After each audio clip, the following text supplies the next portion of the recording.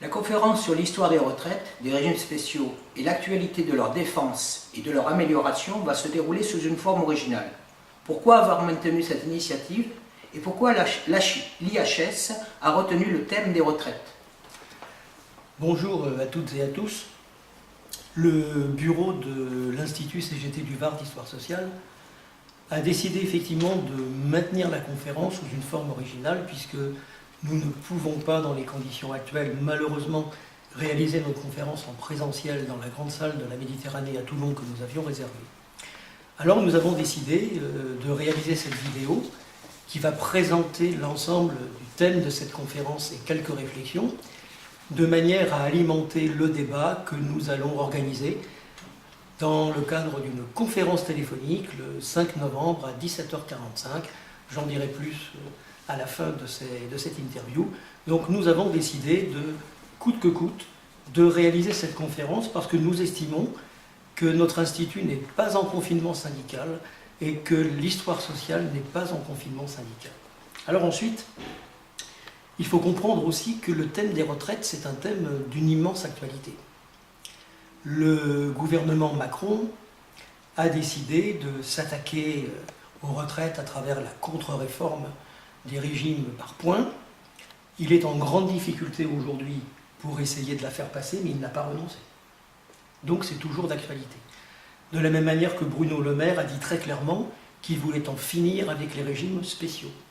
Donc on est bien dans cette situation où l'actualité, c'est la défense de nos retraites et des retraites par répartition. Et cette question, elle concerne les actifs, les privés d'emploi, et elle concerne également les retraités. Donc tout le monde est concerné. Alors je vais, avant de passer à l'histoire des retraites, donner quelques chiffres qui éclairent la situation et l'importance de l'enjeu. Le régime de la sécurité sociale, c'est 18 724 000 cotisants salariés et c'est 14 353 000 cotisants retraités. La mutualité sociale et agricole, 682 000 actifs et 2 484 000 retraités. Et la majorité sont affiliés dans les régimes complémentaires, ARCO du premier euro jusqu'au plafond de la Sécu et la GIRC pour ceux qui dépassent le plafond de la Sécu. Les fonctionnaires civils et militaires de l'État, 2 52 000 cotisants actifs, 2 188 000 retraités.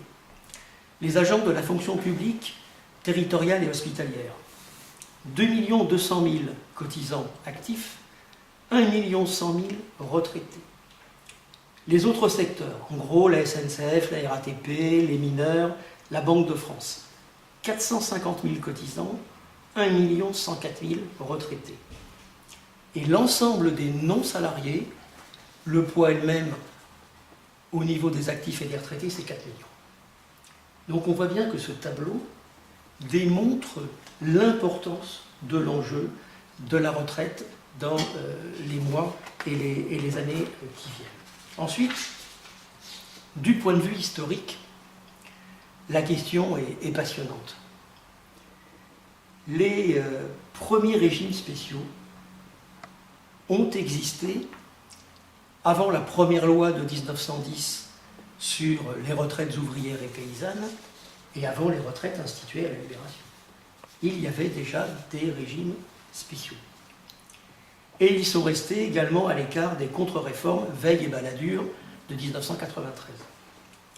Donc l'ampleur de ce sujet, à la fois historique et par rapport aux enjeux actuels, justifie pleinement la tenue de notre conférence. Peux-tu revenir sur la genèse des retraites en France? Alors on a une première trace, non pas de retraite, parce qu'on ne peut pas la considérer comme la retraite, mais une première trace à la fin du XVIIe siècle, exactement en 1670, avec la prise en charge à l'hôtel des Invalides de soldats blessés ou très âgés. C'est donc une prise en charge, mais ce n'est pas du tout une notion de retraite. il y aura une notion de pension en 1700 pour un public restreint, qui sont les marins de la marine royale et qui sera ensuite étendue aux marins de la marine marchande. Et nous ne sommes toujours pas dans le domaine du droit. Il va y avoir des dispositions pour les militaires qui ont fait des campagnes. Ces dispositions sont pour des militaires qui ont fait des campagnes, donc très peu sont concernés. Mais après la Révolution, ça va s'élargir dans la sphère militaire. Alors une première réflexion. La retraite, elle est liée à ce moment-là avec la notion d'invalidité. Et au fur et à mesure que le temps va s'écouler, la notion d'âge va commencer à rentrer en compte à cette période-là. Et elle va au fur et à mesure s'imposer. Alors pourquoi? Parce qu'il y a la volonté du pouvoir royal de fidéliser ses troupes. En même temps que la naissance des retraites n'est pas liée à cette époque-là de grandes luttes sociales.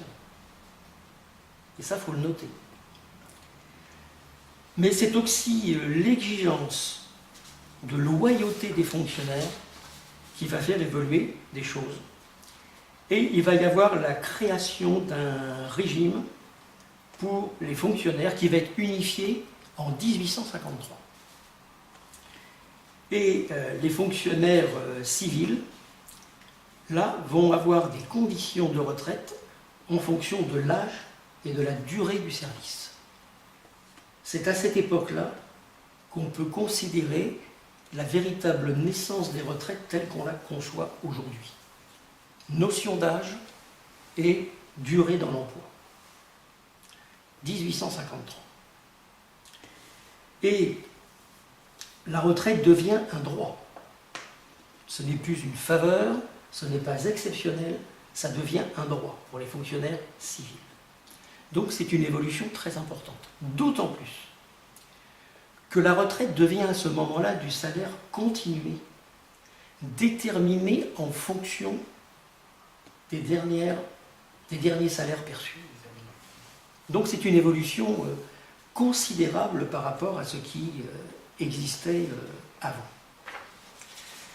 Alors dans les décennies qui vont suivre, il va y avoir des naissances de régimes dans l'assistance publique de Paris, dans certaines municipalités. Tout cela va préfigurer ce qui va devenir, au fil des décennies, la fonction publique hospitalière et la fonction publique territoriale. On voit bien là le cheminement historique. Mais en même temps, dans cette période-là, c'est la révolution industrielle. Et là, il va y avoir un développement dans les transports urbains, les chemins de fer, les mines de charbon, le gaz, l'électricité, qui deviennent des secteurs clés de l'économie. Et en même temps, il y a besoin dans ces secteurs de fidéliser le personnel. Et pour une raison évidente à l'époque, c'est que ces personnels vont acquérir des qualifications élevées, en lien avec le développement des sciences et des technologies de l'époque. Donc nécessité pour ces entreprises, qui sont à l'époque des entreprises privées, de fidéliser son personnel qui a réussi à acquérir des qualifications supérieures à la normale. Donc, les régimes qui vont se mettre en place sont des régimes mis en place par des sociétés privées à l'époque. Il faudra attendre 1937 pour les chemins de fer, 1946 pour l'électricité et le gaz, pour voir, et bien d'autres, les nationalisations et les établissements publics.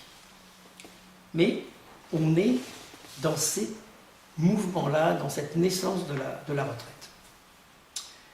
Dans ces développements, il est intéressant de se poser quelques questions.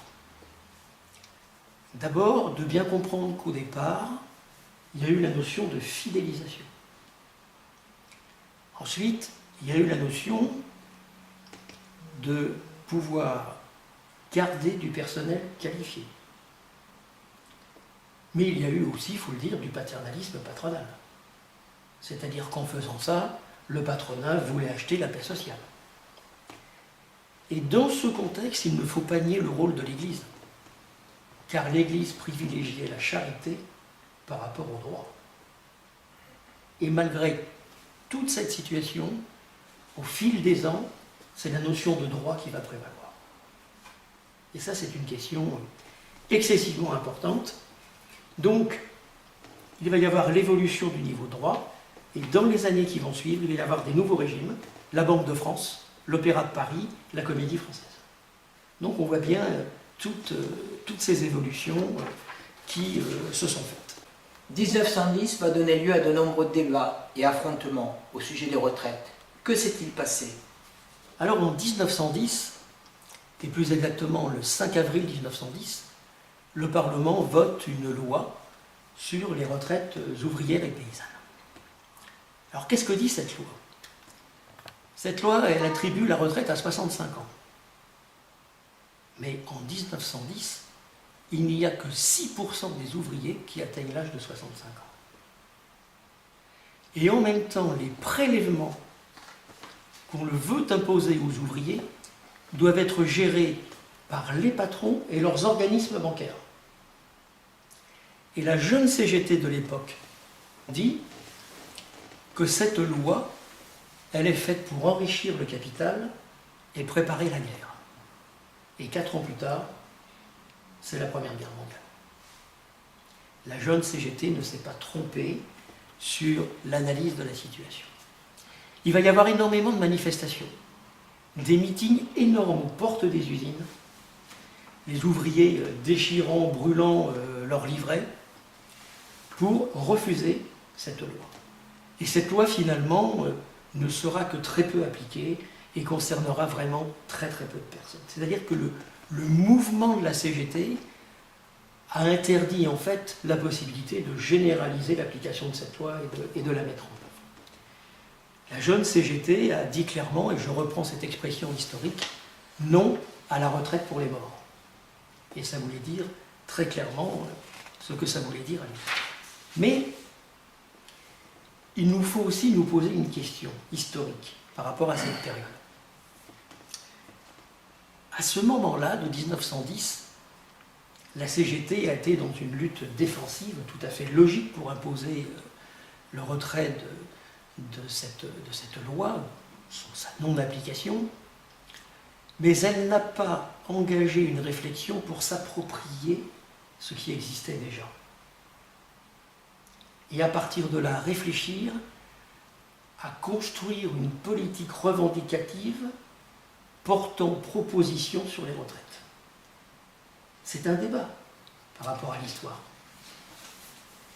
Alors ça s'explique aussi. Ça s'explique d'abord par le fait qu'il n'y a pas eu jusqu'à présent de grande lutte sociale sur les retraites par rapport à tout le développement que je viens de faire.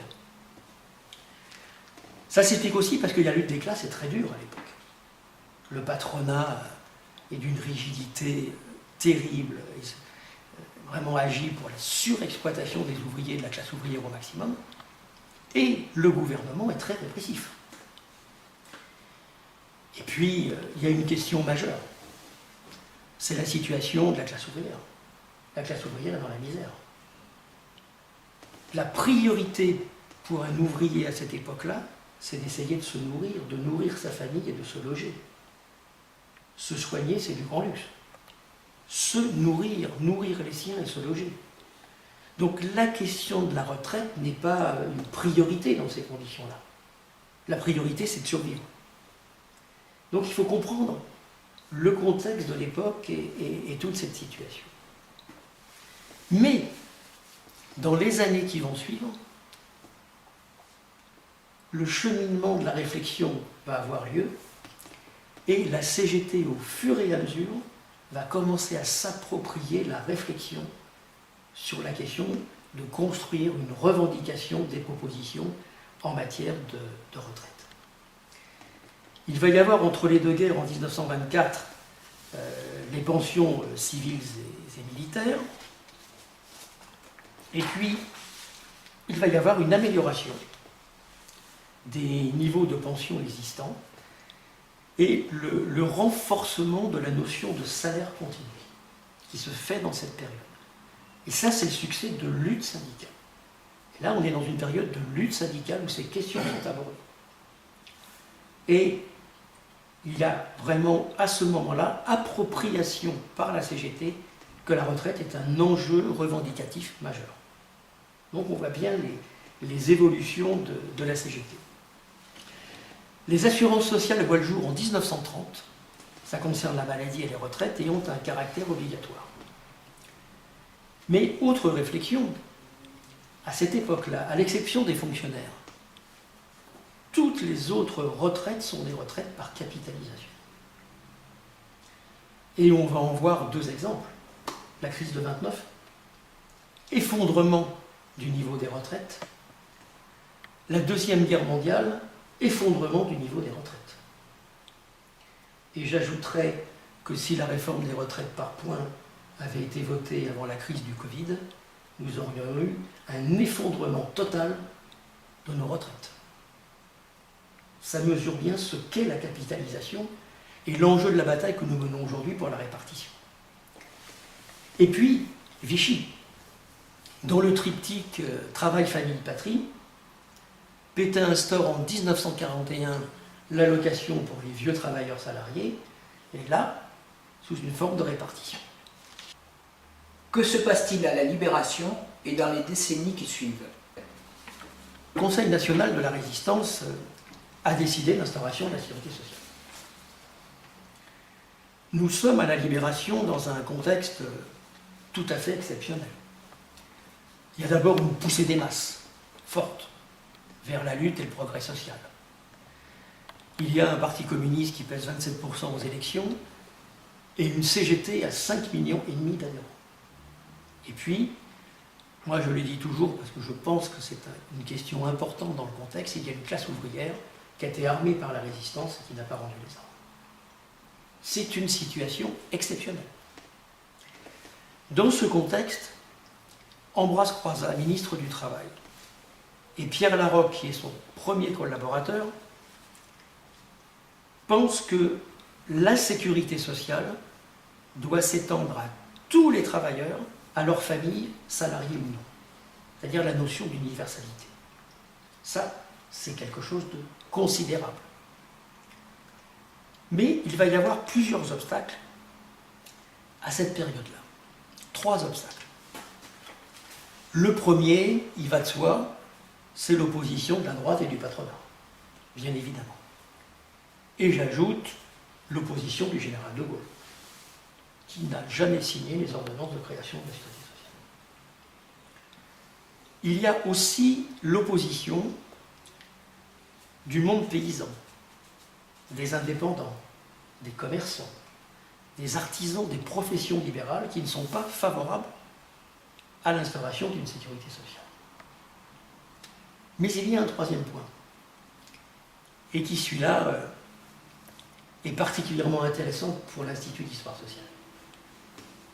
C'est que la troisième opposition, elle vient d'une partie des salariés et elle est réelle au sein même de la CGT. Pourquoi? Pour une raison simple qu'on peut parfaitement comprendre.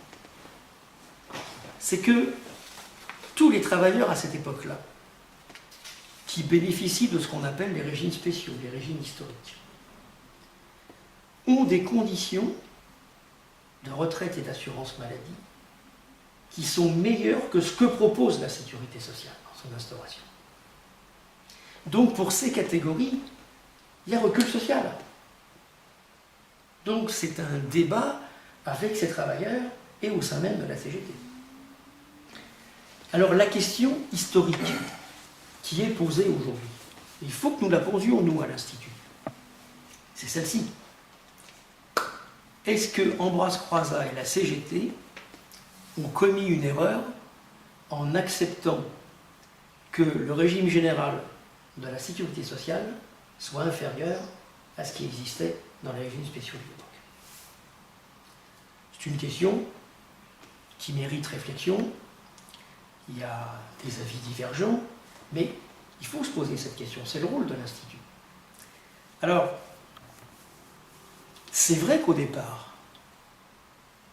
le but était que le régime général rejoignent très vite le niveau des régimes spéciaux.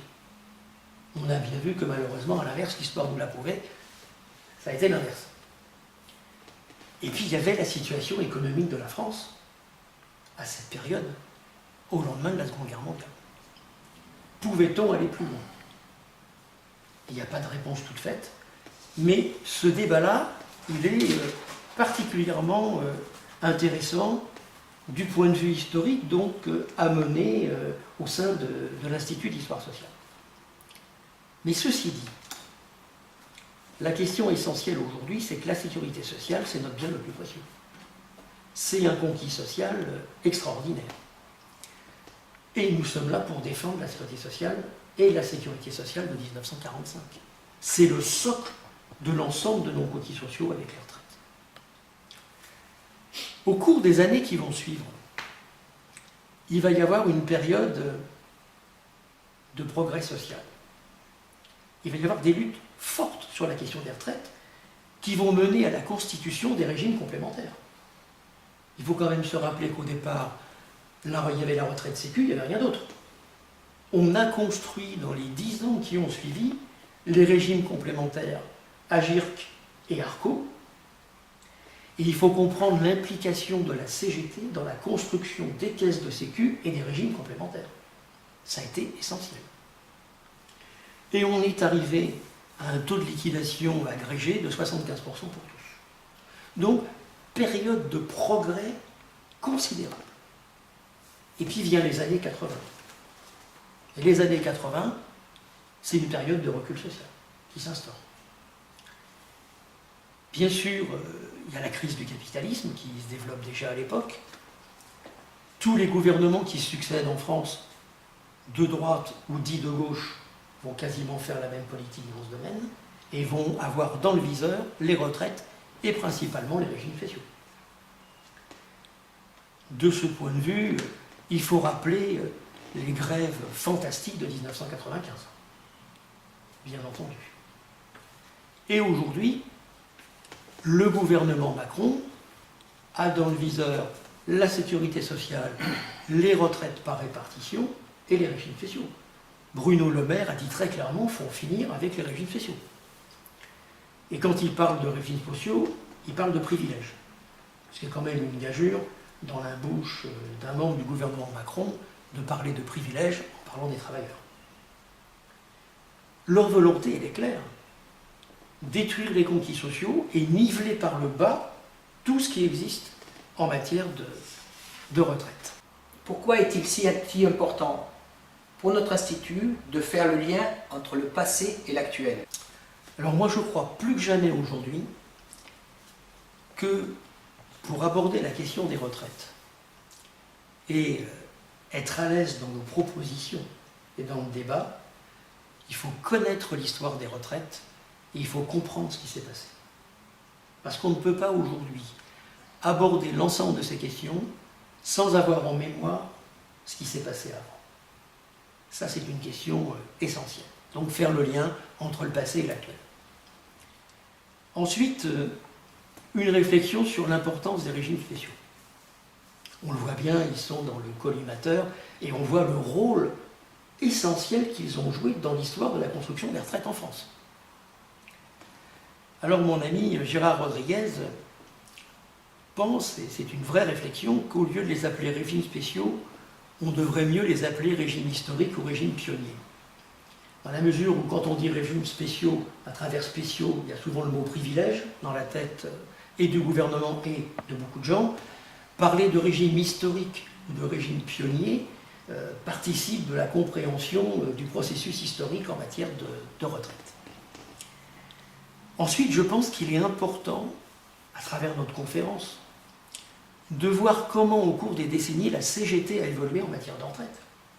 De 1910 à aujourd'hui, il y a une histoire fantastique de lutte offensive, de lutte défensive, mais la CGT a occupé pleinement le terrain sur la question des retraites, on peut dire à partir de 1910. Et il faut connaître sa propre histoire. Ensuite, je crois que l'autre débat, qui est le débat actuel, c'est comment peut-on enrayer la spirale infernale de la remise en cause des conquis sociaux. C'est donc une question importante qui pose la question de la constitution d'un rapport de force différent permettant d'inverser aujourd'hui la situation. Alors je pense qu'on ne peut pas aborder ces questions, et en tout cas c'est la position de notre institut, sans essayer d'analyser la profondeur de la crise du capitalisme actuel. Si on n'aborde pas cette question, on ne peut pas comprendre ce qui se passe en matière de retraite. Le capitalisme aujourd'hui est tellement en crise que pour assurer sa propre survie, il n'a pas d'autre solution que de reconquérir tout ce qu'il a lâché par les luttes sociales d'avant. C'est-à-dire remettre en cause tous les conquis sociaux, et principalement en France, la retraite et la sécurité sociale. De la même manière qu'il veut baisser le coût du travail, il veut liquider les conquis sociaux. Il faut vraiment comprendre cette chose-là. Et je pense en même temps que cette conférence, elle doit nous aider à comprendre qu'il n'y a pas d'un côté la bataille pour la défense de la sécurité sociale et de l'autre côté la bataille pour la défense des retraites, c'est la même bataille. Défendre les retraites, c'est défendre la sécurité. C'est complètement lié. Je vais prendre un exemple. La 5e branche sur l'autonomie. Que propose aujourd'hui le gouvernement à travers cette 5e branche? D'en faire une branche financée par l'impôt, par la CSG. C'est donc la remise en cause de la Sécu de 1945 fondée sur les cotisations sociales issues du travail. C'est ouvrir une brèche fatale pour continuer à liquider la sécurité sociale. Ça, il faut qu'on soit clair, il faut qu'on l'explique. C'est pour ça qu'on dit que cette 5e branche, elle doit être prise en cause dans le cadre de la sécurité sociale et financée par les cotisations sociales. Parce que là, il vise à casser notre sécurité sociale. Et puis, les retraites par points, la réforme n'a pas été votée. Moi, je veux souligner que les luttes que nous avons menées tout au long des mois qui ont précédé le premier confinement, elles ont été utiles. On n'a pas réussi à faire tout ce qu'on voulait.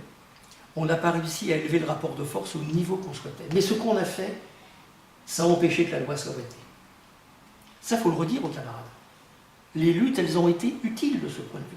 Parce que si la réforme était passée, dans quelles conditions on serait avec la crise sanitaire aujourd'hui? Donc, c'est une question très importante. Ensuite, ne nous leurrons pas, Macron est en grande difficulté aujourd'hui pour essayer de faire passer cette loi. Mais il n'a pas renoncé. Et compte tenu de la nature de la crise du capitalisme, ils ne vont pas renoncer. Donc, la défense et l'amélioration des pensions de retraite, la retraite à 60 ans, la défense des retraites par répartition et la défense de la sécurité sociale sont indissociables aujourd'hui, sont des enjeux de société. Et donc il faut qu'on travaille à construire un grand rapport de force pour forger des nouvelles luttes qui vont peser. Et dans ce contexte, notre institut y est aussi très attaché. Il nous faut mener la bataille des idées. Plus que jamais mener la bataille des idées dans ce contexte, autour de la défense de nos conquis sociaux.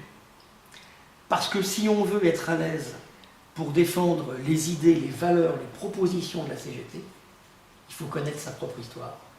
Et il faut pouvoir, dans le débat, apporter les éléments qui vont faire réfléchir et qui vont permettre de rassembler largement autour de nous, autour de nos propositions, parce que c'est l'enjeu pour la période qui vient. Donc voilà, effectivement, toute une série de réflexions à mettre en débat pour notre conférence. Merci Alain. Un dernier mot? Oui, un dernier mot. Je veux vraiment remercier mon camarade Gérard Rodriguez, ancien conseiller confédéral sur les retraites, qui m'a beaucoup aidé à préparer cette interview. La CGT, c'est toujours un travail d'équipe et c'est pour ça qu'on est plus fort. Et puis donc, je vous donne rendez-vous, mes chers camarades, jeudi 5 novembre à 17h45, dans une conférence téléphonique où on aura un échange autour de l'ensemble de nos réflexions et de nos propositions. Vous aurez sur le site de notre institut, les coordonnées téléphoniques et le code pour entrer en contact avec nous. Je vous remercie de votre attention et je vous dis à jeudi prochain. Merci Alain.